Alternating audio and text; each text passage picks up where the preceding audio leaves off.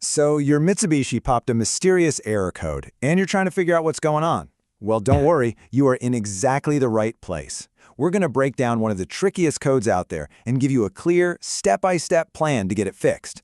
Let's jump right in.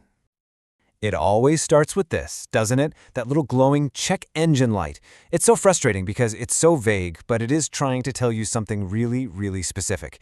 Today, we're going to act as your translator. And the code it's sending is P2228. If that's what your scanner is showing, then you're going to want to stick around. We're about to break down what it means, what's causing it, and of course, how you can fix it. So what is code P2228 actually telling you? Look, you can't fix a problem until you really understand what it is. So let's start with the basics, the official definition. Officially, P2228 stands for Barometric Pressure Circuit Low Input. Okay, that is a mouthful, I know. It's basically a trouble code that's pointing a finger directly at the signal coming from your car's barometric pressure sensor.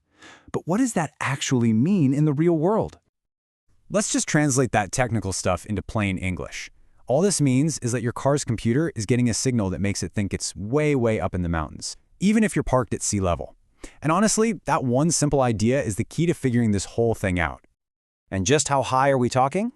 Well, the computer is reading a signal that's equivalent to an altitude of about 15,000 feet. To put that in perspective, that's higher than pretty much any mountain in the lower 48. So yeah, this wacky reading is what's confusing the whole system and making that check engine light pop on.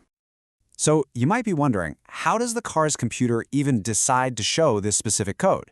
It's not just a random thing. There's a very precise checklist of conditions that have to be met before that light ever comes on. Let's get into it.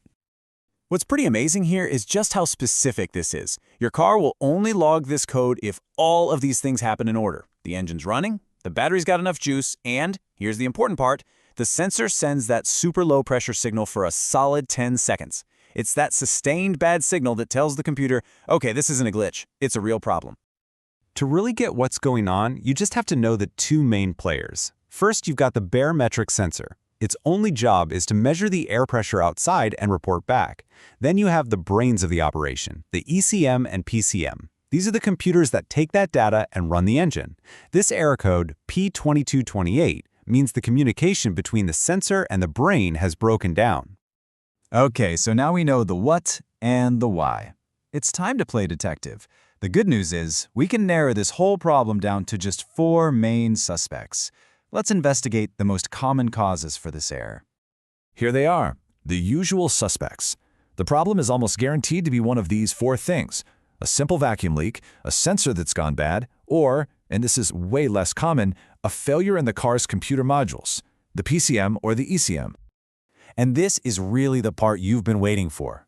Knowing the potential causes is great, but knowing the exact fix for each one, well, that's what's going to get that light off your dashboard. So let's look at a really clear, at-a-glance guide. Let's connect the dots here. If the cause is a vacuum leak, the solution is pretty straightforward. Find and repair any cracked hoses or bad gaskets. If it's the sensor itself that's malfunctioning, you'll need to inspect it and most likely just replace it. Now, if you suspect the PCM, the first step is to check all of its wiring and connections. And in that really rare case where the ECM itself has failed, the only real fix is to replace both computer modules. Let's spend another second on that first suspect, vacuum leaks, because they are super common. This analogy is perfect. A vacuum leak is just like trying to drink through a straw that has a tiny crack in it. It messes up the pressure, right? Same thing in your engine. That leak lets in air that the engine isn't accounting for, and that can totally confuse the barometric pressure sensor and trigger this exact code.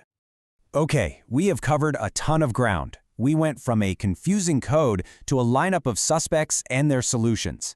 Now, let's just pull it all together into one final, super clear plan so you know exactly what to do next.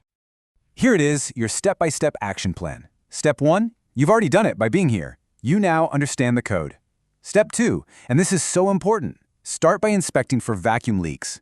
They're common and often an easy fix. If you don't find any leaks, then move to Step 3 and check the sensor itself. After that, examine the wiring, and only if all of those other things check out should you start looking at the control modules. And this right here is probably the most important piece of advice I can give you. Please, please start with the simplest and cheapest fixes first. Don't immediately jump to thinking your car's brain is fried. 9 times out of 10, the culprit is something as simple as a little cracked hose or a faulty sensor, which are so much easier and less expensive to deal with. So, there you have it. The mystery of error code P2228 is officially demystified. You've got the knowledge, you've got a clear plan. So the only question left is, which of those suspects are you going to investigate first?